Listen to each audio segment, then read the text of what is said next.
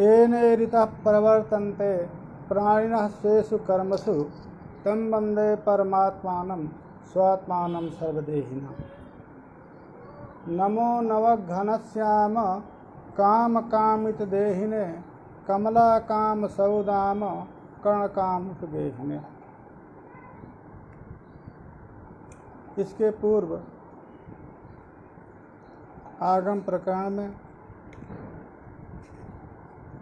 आकांक्षा, योग्यता, सन्निधि, आसक्ति पर विचार किया गया, जो शब्द शाब्द बोध के सहकारी कारण हैं।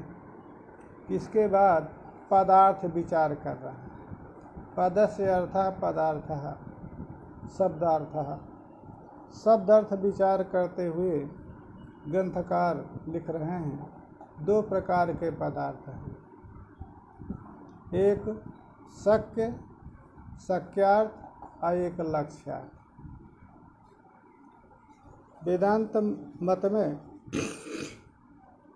व्यंजना शक्ति को अतिरिक्त पदार्थ नहीं माना गया, इसलिए दो ही पदार्थों का निरूपण होगा।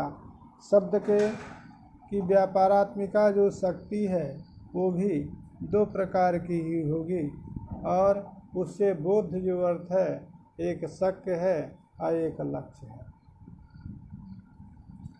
व्यंग्यार्थ की अर्थ की प्रतीति नैयायिक मीमांसक के समान, ये भी व्यंग्यार्थ की प्रतीति शब्द जन्य न मान करके कहीं पर अनुमान गम्य मानते हैं, और प्रयोजनवती लक्षणा से प्रयोजनार्थ की प्रतीति तत्र प्रयोजनावच्छिन्न में शक्ति मानते हैं। अतः अलग से कोई शक्ति मानने की आवश्यकता नहीं। इसलिए व्यंग्यार्थ न मान करके एक शक्यार्थ है और एक लक्ष्यार्थ है। शक्ति नाम शक्ति क्या पदार्थ है? पदार्थानां अर्थेषु मुख्या वृत्ति, वो शक्ति है। उस शक्ति से बोध जो अर्थ है वो शक्यार्थ है। पदार्थों की अर्थ संबंध में जो मुख्या वृत्ति है, वो मुख्या वृत्ति जो मुख्या है, वो मुख्या वृत्ति को प्रधान व्यापार को शक्ति कहा गया है। प्रथम शब्द व्यापार प्रधान व्यापार, जिस प्रधान व्यापार के द्वारा अर्थ की प्रतीति हो, उस अर्थ को हम शक्यार्थ कहते हैं। उस व्यापार शक्ति कहीं कहीं वृत्ति पद से भी कहा गया है। जैसे गंगायाम घोषः, यहाँ पर जो गंगा पद का चलत जल प्रवाह रूप अर्थ के साथ जो प्रथम व्यापार है, प्रथम व्यापार के द्वारा शब्द में रहने वाला जो प्रथम व्यापार शक्ति है, उस शक्ति के द्वारा बोध जो है वो चलत जल प्रवाह रूप अर्थ है। इसके बाद उस चलत जल प्रवाह रूप अर्थ से बोध घोष के आधाराधेय भाव संबंध अनुपत्या द्वितीय व्यापार गंगा में ही है, गंगायाम में ही द्वितीय व्यापार से शक्य से संबंधित तीर अर्थ की प्रतीति होती है। पद शक्तिवादी न होने के कारण ये वाक्य शक्तिवादी हैं। मीमांसक वाक्य में ही शक्ति होती है, पद की शक्ति नहीं होती। जैसा पूर्व में भी बताया, यस्य वाक्यस्य प्रमाणांतरेण तात्पर्य संबंधा न बाध्यते। अतः वाक्य में ही शक्ति है। अतः गंगा पद की शक्ति न हो करके गंगायाम घोषः इस पद की ही शक्ति व्यंजना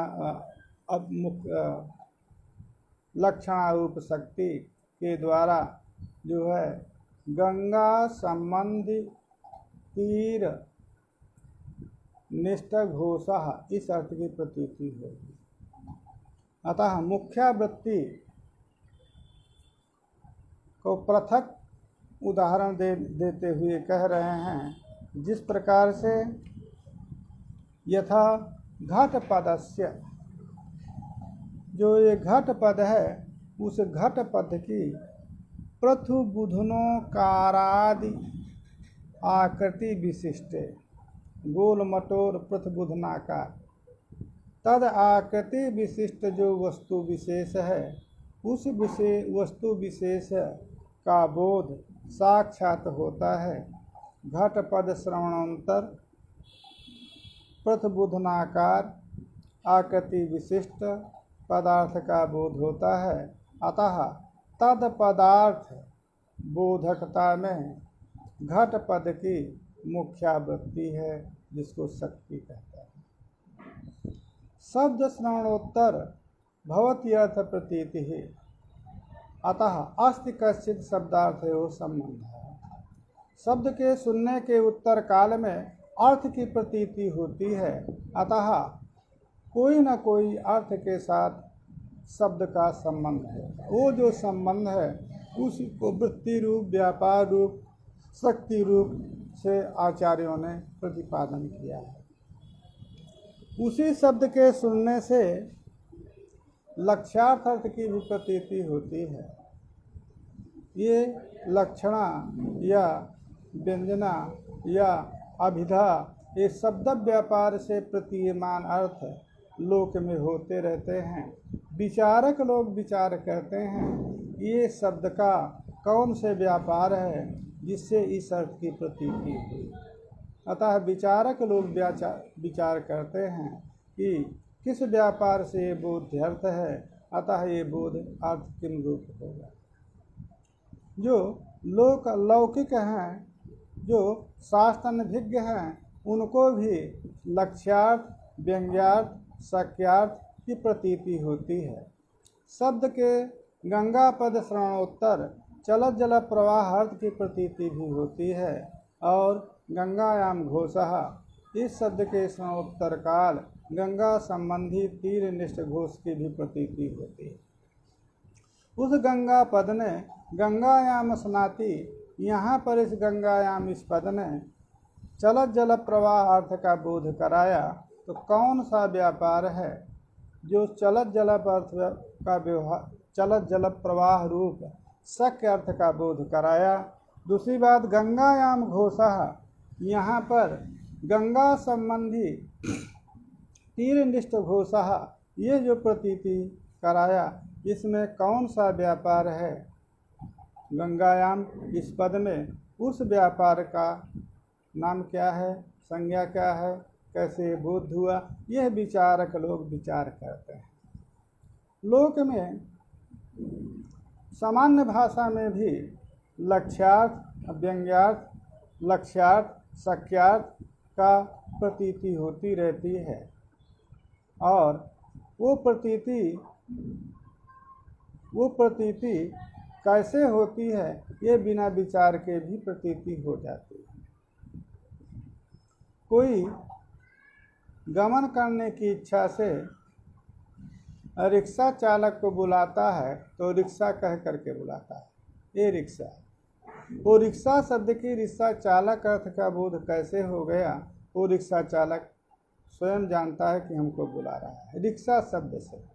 तो रिक्शा शब्द की जो तादृश वाहन विशेष शक्यार्थ है, परंतु वाहन विशेष चालक ये जो है, ये अर्थ की प्रतीति कैसे उसको हो जाती है, यह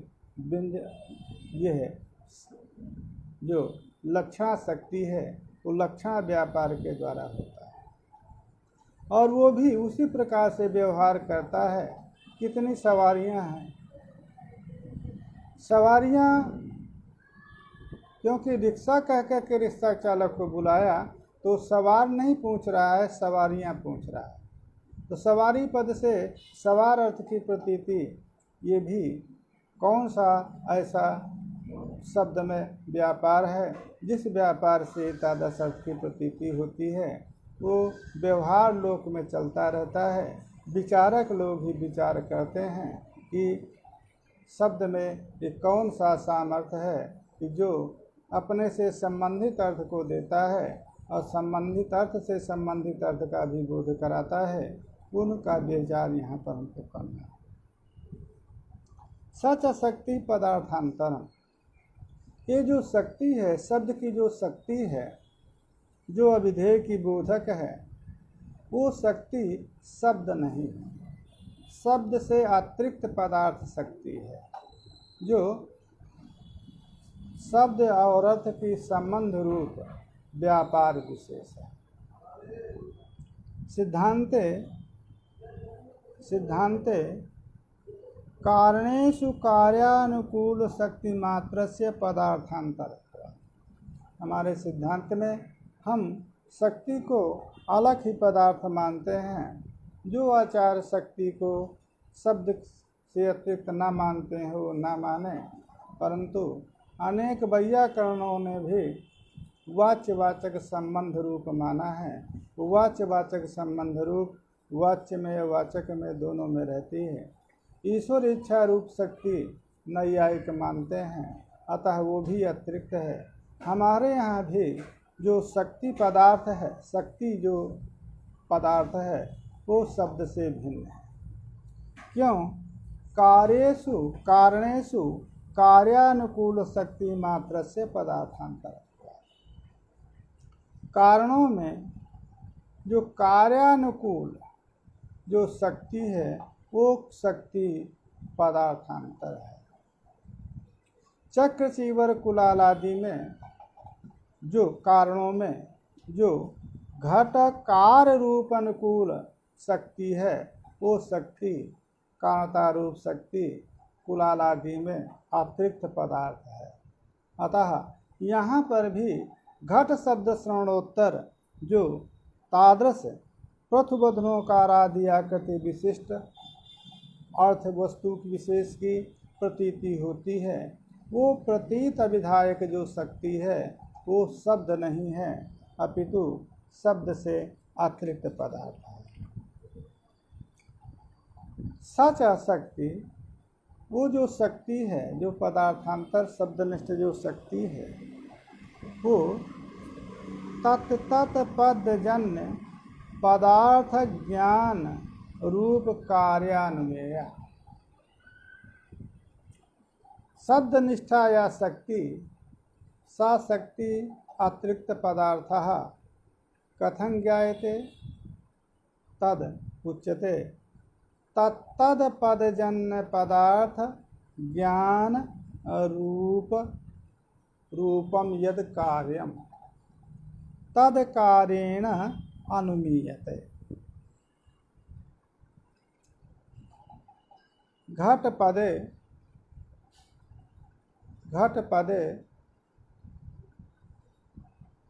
घटार्थ बोधिक घटपदम घटार्थ बोधक शक्तिमत। घटपदम घटार्थ बोधक शक्तिमत। घटपद जन्य कमृगिवादिमत पदार्थ ज्ञान रूप कार्यत्व। तो यत यत पदम यत यत पदजन्य पदार्थ ज्ञान रूप कार्यत्ववत् तत् तत् तादृश अर्थबोधक शक्तिमत। तो कार्यानुमेय कार्य से अनुमेय है। घट पद श्रवणोत्तर घट पद से जन्य जो पदार्थ पृथ्वबुधनाकार आकृति विशिष्ट अर्थ ज्ञान, उस ज्ञान रूप कार्य को देख करके और उसमें तादस कारणता रूप शक्ति पद में बोधित होती है। यदि घट पदे तादृश कारणता रूपा शक्ति न स्यात् तदा घट पदजन्य कमृगीवादि मत ज्ञान विषयकम कार्यम न स्यात्। अतः कार्य के द्वारा इस शक्ति का अनुमान होता है। अतः क्योंकि शब्द तो प्रत्यक्ष है, इंद्रिय श्रवण इंद्रिय के द्वारा शब्द का प्रत्यक्ष है, परंतु उस शब्द में जो रहने वाली शक्ति है वो प्रत्यक्ष गम्य नहीं है। अतः वो शक्ति में क्या प्रमाण होगा कि शब्द में कोई ऐसी शक्ति विशेष है जिससे अर्थ की प्रतीति होती है, तो अनुमान प्रमाण। यतः घटपद श्रवणोत्तर तादृश अर्थ ज्ञान रूप कार्य की उत्पत्ति होती है। अतः कारणम बिना कार्य अनुपत्ते है। यदि कोई शब्द में एतादृश कारणता शक्ति न रहे तो घट रूप जो घट पदार्थ ज्ञान रूप कार्य की अनुपत्ति होगी।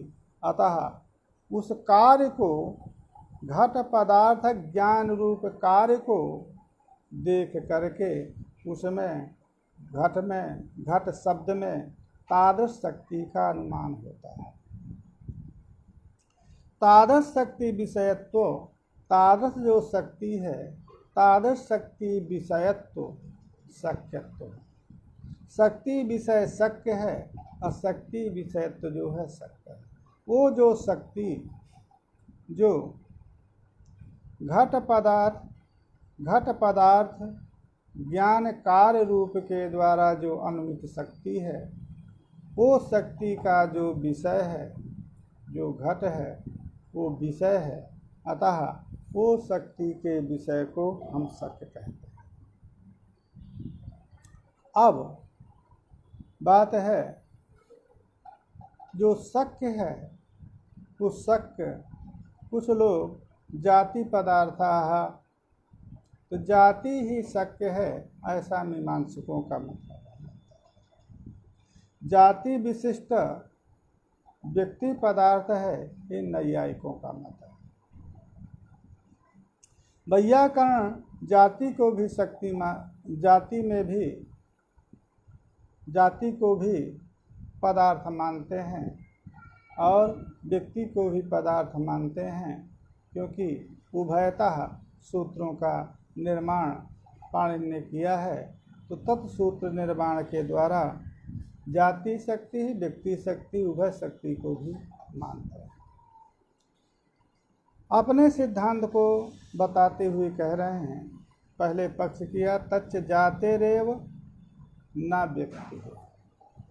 यहाँ पर भी जाति शक्तिवादी हैं, ये जाति में ही शक्ति है, अर्थात जो पद निष्ठा या शक्ति तादृश शक्त्या यह बुद्धिवर्थः स जातिरेव न तो व्यक्ति। जातिवादियों के मत में ये यदि जातिवादियों का कथन ये है, यदि हम व्यक्ति को पदार्थ मानेंगे तो व्यक्तियों के अनेकत्व होने के कारण सक्यता व छेदक अनुगत कोई धर्म नहीं बन पाएगा, क्योंकि तत्तद व्यक्ति के नाना होने के कारण एक व्यक्ति के साथ एक शब्द का, जैसे गो शब्द है, गो शब्द का किसी गो व्यक्ति के साथ शक्ति ग्रह हुआ। अब दूसरी बार जब गो शब्द श्रवण करेगा तो उस गो शब्द के उसी व्यक्ति में जिसके साथ संबंध गृहीत हुआ है उसी का बोध होगा, व्यक्त्यंतर का बोध नहीं होगा। इसलिए व्यक्ति के नानात्व होने के कारण शक्ति ग्रह में अनुपत्ति है। और जब जाति को हमने शक्ति माना तो गो में रहने वाली जो गोत्र जाति है, वो गोत्र जाति सकल गो अनुगत है, सकल गो व्यक्ति में अभिव्यक्त है, तो गोत्र जो है वो शक्यार्थ हो गया। अतः सकल गो व्यक्तियों में गोत्र रहने के कारण शक्यतावच्छेदक का अनेकत्व तो नहीं होगा, जातित्व शक्यतावच्छेदक होगा। व्यक्तित्व शक्यतावच्छेदक करने के कारण व्यक्तिगत जो व्यक्तित्व है वो भिन्न भिन्न है और जातिगत जो जातित्व है वो एक है। अतः शक्यतावच्छेदक का निर्णय हो जाएगा। और साथ ही जो शक्ति ग्रह है उस शक्ति ग्रह में भी अनुपत्ति नहीं होगी। अतः जाति को ही शक्ति मानना चाहिए, ये मीमांसकों का मत है। और उसी मत को उसी को लिखा है व्यक्ति नाम अनंतेन गुरुत्व। यदि हम व्यक्ति को शक्यार्थ मानेंगे तो व्यक्ति अनेक हैं, गुरुता होगी, तत्त व्यक्ति में तत्त शब्दों की शक्ति मानना पड़ेगा, इसलिए गौरव होगा। अब बात आ रही है कि गौ माने, जब आप व्यक्ति में शक्ति न मान करके जाति में शक्ति मानेंगे तो गा माने यहाँ पर जो गो कर्मक आनयन है ये कैसे होगा, क्योंकि गो का अर्थ तो गोत्र हुआ, गोत्र का आनयन आदि हो नहीं सकता है। अतः उसी को पूर्व पक्ष कह रहे हैं, गवादी पदों की यदि गोत्वादि में शक्ति है तो व्यक्ति का भान कैसे होगा। तब उसके लिए कहा कि व्यक्ति का भान जाते व्यक्ति समान संविद वेद्यतया। जाते है जो जाति है वो जाति व्यक्ति समान संविदतया। जो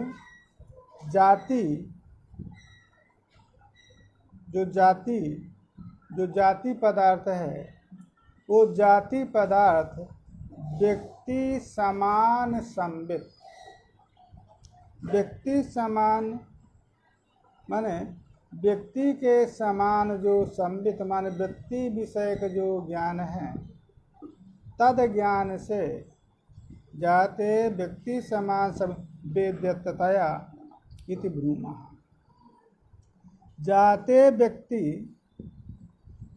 जाते है जाति व्यक्ति समान संविद वेद्य है। अतः जाति व्यक्ति समान संविद वेद्य होने के कारण व्यक्ति का भी बोध हो जाता है, क्योंकि जाति का व्यंजक व्यक्ति है, निराश्रित जाति हो नहीं सकती। तो जब जाति का बोध होगा तो आश्रयतया उसी ज्ञान से व्यक्ति का भी वाच्यता बोधकता हो जाती है। अतः गामानयनम गोत्वानयन अनुपन्न होने पर गामानय इत्यादि स्थल में जाति आनयन अनुपत्या व्यक्ति का लक्षणा के द्वारा बोध हो जाता है। आक्षेप ही यहाँ पर लक्षणा है, आक्षिप्त व्यक्ति का, क्योंकि गाम आनयन यहाँ पर गोत्र का आनयन असंभव होने के कारण आनयन क्रिया अन्यथानुपत्या व्यक्ति आक्षिप्यते कैसे कह सकेंगे। अतः तत्र जाति पद बोध्य, जाति पद का बोध होने पर भी जाति आश्रय जो व्यक्ति है उस आश्रय व्यक्ति का लक्षणा के द्वारा बोध होता। जैसे गंगायाम घोषा, यहाँ पर गंगा चलत जल प्रवाह का आधाराधेय भाव अनुपन्न होने के कारण गंगा पद से गंगा संबंधी तीर का बोध होता है।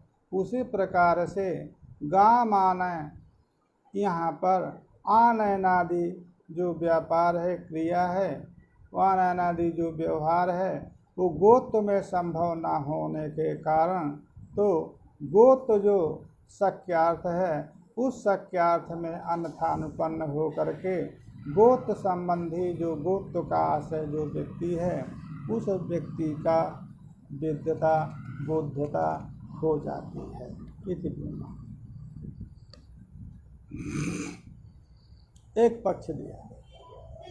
दूसरा पक्ष कह रहे हैं या तो हम ये कह देंगे कि गवादि पदानाम व्यक्तौ शक्ति स्वरूपता स्वरूप सति न तो ज्ञाता जातौ तु ज्ञाता जातौ सा ज्ञाता हेतु। अब वो गवादियों का जो बोध होता है उसमें गवादियों के बोध में जो गो आदि पदों में रहने वाली जो शक्ति है वो शक्ति स्वरूपतः हेतु है। शक्ति स्वरूपता गवादि पदों का बोध कराती है, न तो ज्ञाता। ज्ञाता अर्थात वो जो गवादि पदार्थ हैं वो गवादि पदार्थ शक्ति ज्ञात नहीं, अतः तद अर्थ में शक्ति ज्ञात न हो करके स्वरूपता उस अर्थ का बोध कराती है। क्योंकि शक्ति का शक्यार्थ जाति है, तो जाति तो शक्ति से ज्ञात है। तद अर्थ में शक्ति जात अर्थ में सामर्थ्य शक्ति का ज्ञात है, परंतु गवादियों के गवादी रूप जो अर्थ हैं उनमें शक्ति ज्ञात न हो करके स्वरूपता ही उस अर्थ का बोध कराती है। और जाति में ज्ञाता शक्ति, क्योंकि जाति शक्य है अतः जाति शक्य है, अतः जाति बोध में शक्ति का सामर्थ्य ज्ञात है। और गवादी अर्थ में शक्ति का सामर्थ्य ज्ञात नहीं है, क्योंकि जो व्यक्ति है उस शक्यार्थ नहीं है। अतः कार्य कारण भाव रूपेण व बोध बोधक भाव रूपेण व उसमें शक्ति का सामर्थ्य ज्ञात नहीं है, अतः स्वरूपतः उस अर्थ का बोध करा करके ज्ञाता जाता। न च व्यक्त्यं से शक्ति ज्ञानमपि कारण गौरवाति। कहा कि तो ठीक है, तो व्यक्ति अंश में भी शक्ति ज्ञान कारण हो गया स्वरूपता सत्य। यदि आप तो व्यक्ति में भी शक्ति हुई और जाति में भी शक्ति हुई, क्योंकि यदि स्वरूपतः शक्ति व्यक्ति अर्थ का बोध कराती है तो व्यक्ति अंश में भी शक्ति ज्ञान अपेक्षित हो गया। तो व्यक्ति अंश में जब शक्ति ज्ञान अपेक्षित हो गया तो व्यक्ति भी शक्यार्थ हो गया। कैसे जाति को कहेंगे?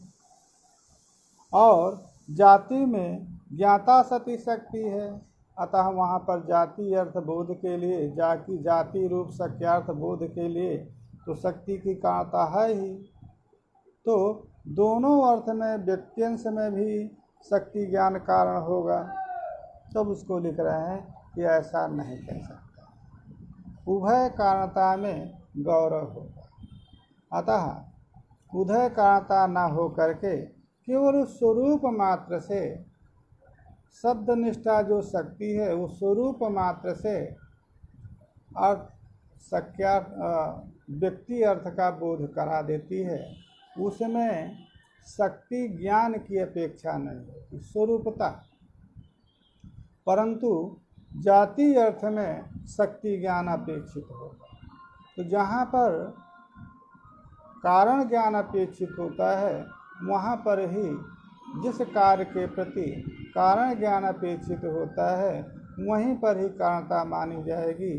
अतः जो जाति रूप शक्यार्थ है उस जाति रूप शक्यार्थ ज्ञान के लिए उसकी शक्ति शब्द में रहने वाली जो शक्ति है वो शक्ति ज्ञान अपेक्षित होगा, अतः वो शक्ति ज्ञान कारण है। और जिस कार्य की उत्पत्ति स्वरूपतः हो जाती है, उसके ज्ञान की अपेक्षा नहीं होती, उसके प्रति उसकी कारणता नहीं माननी। जाति शक्ति मत्व ज्ञाने सति व्यक्ति शक्ति ज्ञानम बिना व्यक्ति धी विलंबा भाव। कहा क्यों? कहा जाति शक्ति मत्व ज्ञाने सति, जाते है या शक्ति तदमत्व पदार्थ ज्ञाने सति।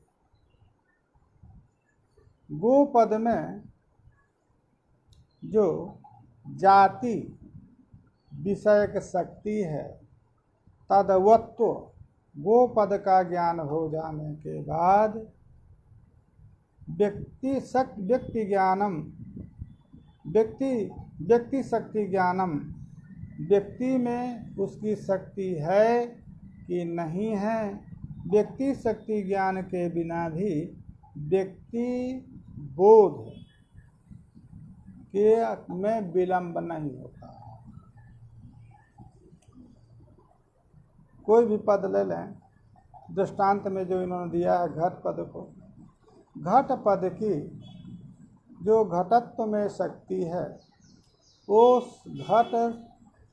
घट पदम घटत्वे शक्तिमत, घट पद घटत्व बोध में शक्तिमत है। एतादृश ज्ञान हो जाने घट पद घट व्यक्तौ शक्तम अस्ति नावा, ये ज्ञान ना भी रहे तब भी व्यक्ति जो घट व्यक्ति है, उस घट व्यक्ति का जो ज्ञान है उसमें विलंब नहीं होता। अतः घट पद की शक्ति हम जाति में ही मानेंगे। जब जाति शक्ति ज्ञान हो जाने पर व्यक्ति ज्ञान व्यक्ति शक्ति ज्ञान रहे चाहे न रहे, घट पद का जो घट व्यक्ति है उसमें शक्ति है कि नहीं है, ये ज्ञान न रहने पर भी व्यक्ति ज्ञान में विलंब नहीं होता है। अतः यहाँ पर हम एक स्थल पर ही शक्ति मानेंगे। यदि जाति शक्ति मत ज्ञान हो गया, यदि हम व्यक्ति शक्ति मानते हैं तो व्यक्ति शक्ति मत ज्ञान हो जाने के बाद घटः इस अर्थ का बोध होगा, और घटत्व अर्थ का बोध करने के लिए अन्य शक्ति मानना पड़ेगा। परंतु जाति शक्ति मत, यदि जाति में हम शक्ति मानते हैं तो जाति शक्ति मत ज्ञान हो जाने के बाद व्यक्ति, क्योंकि जाति निराश्रय नहीं होती है, अतः जाति निराश्रय नहीं होती है, अतः जाति के आश्रय व्यक्ति का बोध अविलंबेन हो जाए। यदि हम व्यक्ति में शक्ति मानते हैं तो व्यक्ति समवेत जाति का बोध करेंगे, तो व्यक्ति समेत समवेत गुण क्रियादि भी हैं, तो सकल समवेत का बोध होने लगेगा। व्यक्ति का बोध करने के बाद जाति का बोध करें तो व्यक्ति समवेतत्व जाति का जब बोध होगा तो अन्य जो क्रिया गुणादि हैं रूपादि हैं उनका भी बोध उत्पन्न होगा। और यदि हम जाति में शक्ति मान लेंगे तो जाति आश्रय व्यक्ति के बोध में कोई विलंब नहीं होगा। अतएव न्याय मते, इसीलिए न्याय मत में अन्वय शक्ति, अन्वय में शक्ति माना गया है। अन्वय शक्ति स्वरूप सत्य, ये सिद्धांत जो घट और घट पद है और घट जो अर्थ है उसका जो अन्वय है, उसका जो संबंध है, घट घटार्थ का जो संबंध है उस संबंध में न्याय में भी स्वरूपतः शक्ति माना है। ये सिद्धांत है। यदि अलग से कोई शक्ति होती तो स्वरूपतः शक्ति का हम ही विचार नहीं कर रहे हैं, अपितु न्याय मत में भी अन्वय जो घट और घटार्थ का जो संबंध है उस संबंध में स्वरूपता सती स्वरूप रूपेण शक्ति को स्वीकार किया है। ज्ञायमान शक्ति विषयत्वम वाच्यत्वम इति जातिरेव वाच्य। अज्ञायमान जो शक्ति, ज्ञायमान शक्ति पदनिष्ठाया शक्ति तया शक्त्या बोध्य कहा शक्ति कस्य बोधिका। ये जो ज्ञायमान शक्ति है तद विषयत्व जो शक्यत्व है वाच्यत्व है वो जाति ही है। जाति रे वाच्य।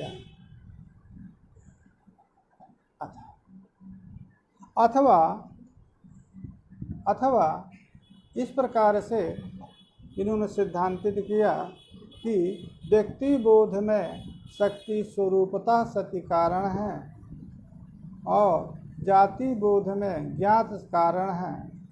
अन्यथा दूसरा भी उपाय है इसके लिए, व्यक्ति का लक्षण के द्वारा बोध है। जो घटत्व रूप जाति है उसका घट से, घट पदार्थ उसका बोधक है। घट पद में रहने वाली जो शक्ति है वो शक्ति घटत्व रूप अर्थ की बोधिका है और जो घट रूप अर्थ है वो अन्यथानुपत्या लक्षण के द्वारा उसका बोध हो जाएगा। जैसा पूर्व में हमने कहा कि घटम आनय, यहाँ पर भी घटत्व रूप जाति का आनयनादि अनुपन्न होने पर जो शक्यार्थ जो जाति है तद संबंधी जो आश्रय व्यक्ति है उसका लक्षण शक्ति के द्वारा बोध करता है। जैसे नीलो घटा इति नील शब्द से नील गुण विशिष्ट लक्षण। नीलो घटः, यहाँ पर नील जो गुण है और जो घट द्रव्य है इसका अभेद संबंध अनुपन्न है। अतः व्याकरण मत में नीलः नीलवान मतुब का गुणवचनेभ्य मतुरुष्टा सूत्र के द्वारा मतुब का लोप मानते हैं।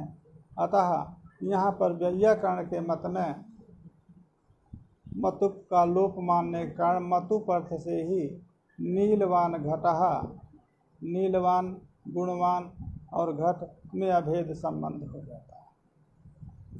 नैयायिक समास या तद्धित में शक्ति नहीं मानते हैं। अतः जो मतुब का लोप हुआ है उसकी शक्ति न मानने के कारण नील जो गुण है और जो द्रव्य घट है इसका अभेद संबंध अनुपन्न है। अतः नीलो घटः यहाँ पर नील शब्द का नील गुण विशिष्ट में लक्षण माना जाता है। नील पदम नील विशिष्टे लक्ष्यम। नील पद का नील विशिष्ट अर्थ लक्षणा शक्ति के द्वारा बोध करके अभेद अन्वय बोध होता है। उसी प्रकार से यहाँ पर भी घट पद का घटत्व रूप अर्थ है और घटत्व रूप अर्थ में आनयनादि अनुपन्न होने पर तद संबंधी जो व्यक्ति है, आश्रय जो व्यक्ति है, उस व्यक्ति का बोध होता है। उसी प्रकार से जातिवाचक जो घटादि पद हैं जाति विशिष्ट में लक्षणा मानी जाती है। क्यों? लक्षणा मानी जाती है। अनन्य लभ्यो ही पदार्था इति, क्योंकि जो पदार्थ है वो अनन्य लभ्य है। पद का अर्थ वही होगा, पदार्थ उसी को कहा जाएगा जो अनन्य लभ्य है। यहाँ पर जो जाति है वो जाति का यदि हम घट पद की घट अर्थ में शक्ति मान लें तब जाति का अन्य से लब्ध नहीं है। हम जाति में शक्ति मान लेते हैं तो व्यक्ति का बोध लक्षण वृत्ति के द्वारा हो जाता है। अतः वो पदार्थ लक्ष्यार्थ पदार्थ, नान्येन लभ्य अनन्य लभ्य, जो अन्य प्रमाण आदि के द्वारा नहीं बोध होते हैं उनको हम पदार्थ मानते हैं। अतः घट भी पदार्थ है और जाति भी पदार्थ है। घट पदार्थ जो है लक्ष्यार्थ है और जाति पदार्थ जो है वो शक्यार्थ है। इस प्रकार से अनन्य लभ्य अन्येन प्रमाणेन यो न लभ्यते स अनन्य लभ्य स पदार्थः भवति, पद का अर्थ है। यहाँ पर घट पद की यदि घटत्व में शक्ति मानते हैं तो भी जो घट अर्थ है वो घट अर्थ अन्य प्रमाण से, प्रत्यक्ष अनुमान आदि प्रमाण से लब्ध नहीं होता। अतः उस घट पदार्थ को भी हम घट अर्थ को भी पदार्थ मानेंगे। वो पदार्थ दो प्रकार के हैं, लक्ष्यार्थ है, व्यंग्यार्थ है, और शक्यार्थ है और लक्ष्यार्थ है। शक्यार्थ जाति हो गई तो पदार्थ जो आपका कंबु गेवादिमान जो अर्थ है वो भी लक्ष्यार्थ मानना है।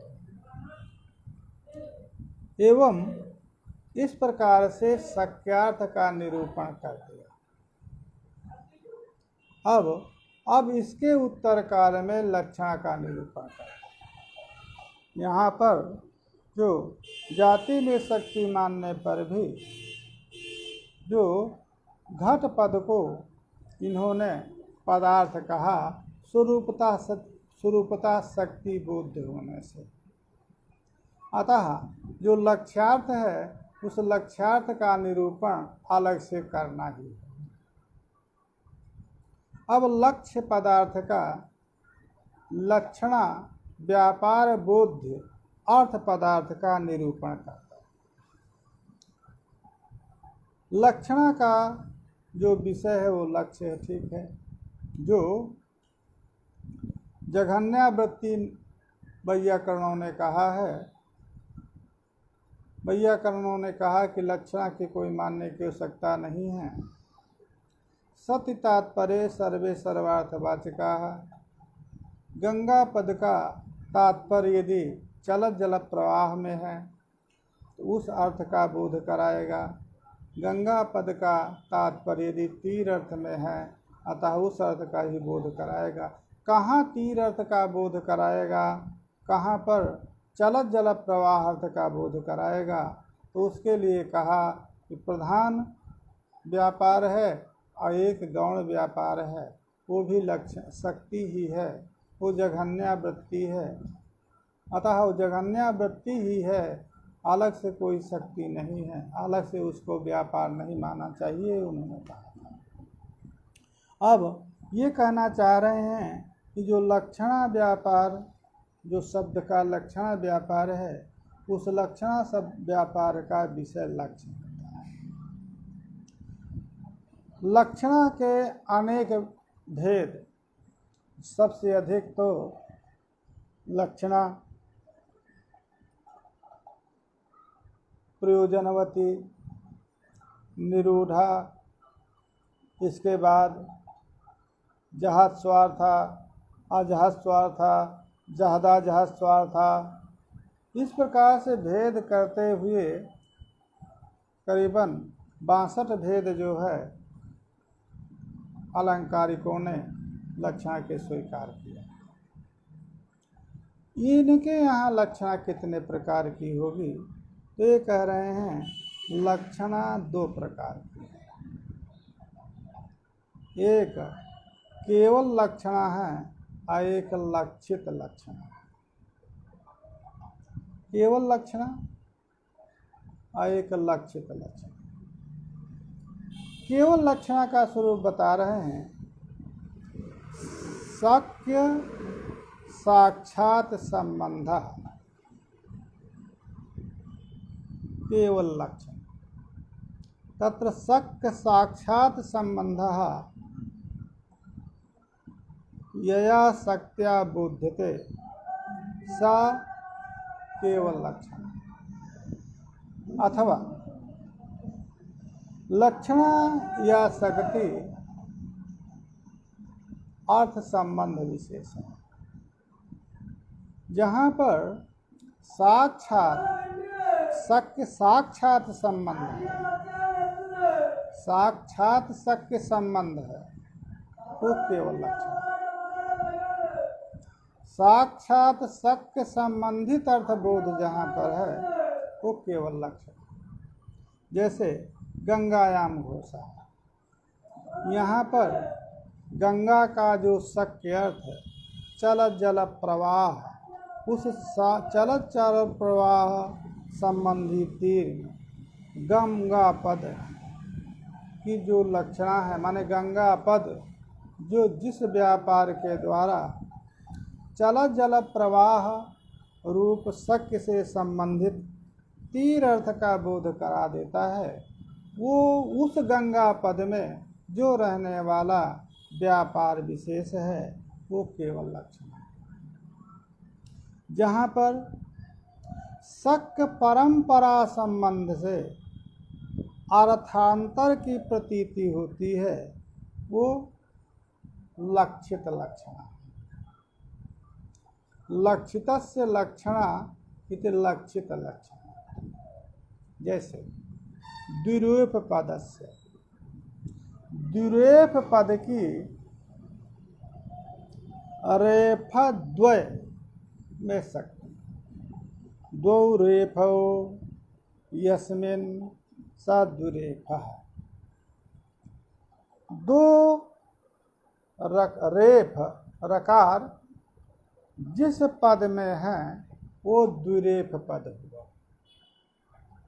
अब दो रेफ वाले तो अनेक भी हो सकते हैं, अतः वो द्विरेफ पद से, द्विरेफ पद की अनेक अर्थता, अनेक द्विरेफ वाले पद हो सकते हैं।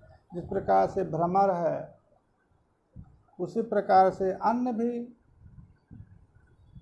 है ना शब्द हो सकते हैं। तब सभी शब्दों से द्विरेफ पद, दो रेफ, द्विरेफ जो पद है दो रेफद्वय में शक्त है, रेफद्वयवत अनेक पद हो सकते हैं।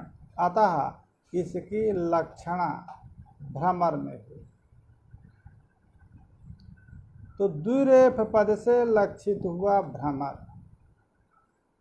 और जो भ्रमर पद है वो भ्रमर पद जो लक्षित हुआ, द्विरेफ पद से लक्षित हुआ भ्रमर पद, और उस भ्रमर पद ने मधुकर अर्थ की जो प्रतीति दिया वो लक्षितस्य लक्षणा। सक्तस्य भ्रमर पद घटित परंपरा संबंध से मधुकर में इसकी वृत्ति माने शक्ति मानी जाए। साक्षात मधुकर अर्थ का भ्रम द्विरेफ पद बोधक नहीं होगा, अपितु द्विरेफ पद से लक्षित भ्रमर और उस भ्रमर पद का भ्रमर पद से बोधित होगा मधुकर। अतः साक्षात द्विरेफ पद मधुकर का बोधक न हो करके दुरेफ पद से लक्षित जो भ्रमर है, वो भ्रमर में लक्षित जो भ्रमर है, उस लक्षित भ्रमर के माध्यम से मधुकर अर्थ की प्रतीति कराता है। अतः वो परंपरा संबंध से बोध कराने के कारण वो लक्षित लक्षण कहलाता है। वहाँ पर परंपरा संबंध से जो दुर्य पद ने मधुकर अर्थ का बोध कराया, तो वहाँ मधुकर अर्थ में रहने वाली जो शक्ति है, वो शक्ति साक्षात मधुकर अर्थ की जो भ्रमर में रहने दुर्य पद में रहने वाली जो शक्ति है, वो साक्षात मधुकर अर्थ का बोध न करा करके दुरेफ पद से लक्षित दुरेफ पद की लक्षणा भ्रमर में, और उस भ्रमर पद बोधित होने पर मधुकर अर्थ की प्रतीति है, इसलिए ये लक्षित लक्षणा है।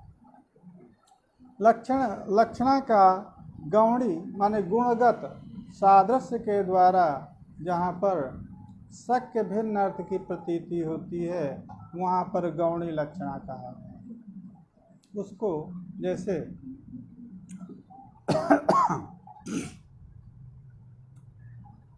सिंहम माणवकम सिंहोयम माणवकः, अग्निर्माणवकः। तो अग्नि शब्द का जो अर्थ है वो दाहकता शक्तिमत पदार्थ विशेष अग्नि। वो दाहकता शक्तिमत पदार्थ जो है माणवक ब्रह्मचारी नहीं हो सकता है। अतः उस अग्नि का जो पावनत्व है, उस पावनत्व गुण सादृश्येन अग्नि शब्द माणवक अर्थ का अग्नि सदृश्य पावन पवित्र जो माणवक है, उस माणवक अर्थ का बोध कराता है। ये गौणी लक्षण है। सिंहो माणवकः, यहाँ पर सिंह सदृश शौर्यादि जो गुण हैं, तद गुण सादृश्येन सिंह पद माणवक अर्थ का बोध कराता है। गौरवाहिकः, यहाँ पर जो गौगत जाड्यादि हैं, उन जाड्यादि गुण सादृश्येन गौ पद उस पामर का वाहिक पामर का बोध कराता है। इस गौणी लक्षणा को किस में आप माने? केवल लक्षणा कि लक्षित लक्षणा? क्योंकि लक्षित लक्षणा के दो ही भेद हैं।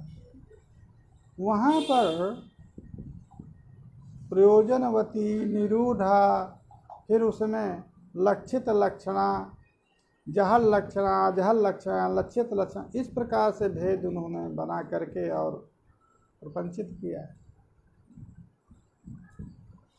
परंतु यहाँ पर केवल लक्षणा के दो ही स्वरूप हैं, एक केवल लक्षणा है और एक लक्षित लक्षणा है।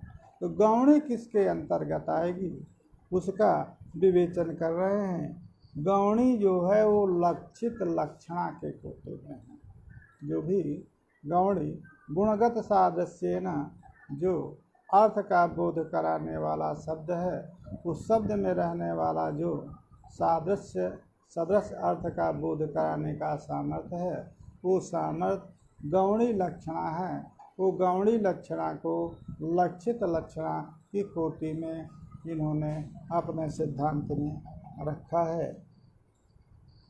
यथा सिंहो माणवका इति सिंह शब्दस्य वाच संबंधी कौर्यादि संबंधेन माणवकस्य प्रतीते प्रकारांतरेण लक्षणा द्विविधा। अब ये पहले लक्षित लक्षण, इसके बाद प्रकारांतर से लक्षण के तीन भेद, जहल लक्षणा, अजहल लक्षणा, जहदाजल लक्षणा, ये स्वरूप विवेचन करेंगे। समय हो गया है, इसलिए अब इसका विवेक यहीं पर रखते हैं। कल जो है विवेचन इसका आगे चल करके गौणी लक्षणा से लेकर के ज़्यादा जहल लक्षणा, पूर्व में लक्षणा के दो स्वरूप, केवल लक्षणा लक्षित लक्षणा, इस लक्षित लक्षण में भी जहल लक्षणा, अजहल लक्षणा, ज़्यादा जहल लक्षणा, ये विचार आगे चलेगा। फिर अंतर्भाव लक्षण इत्यादि। ओम हरि ओम।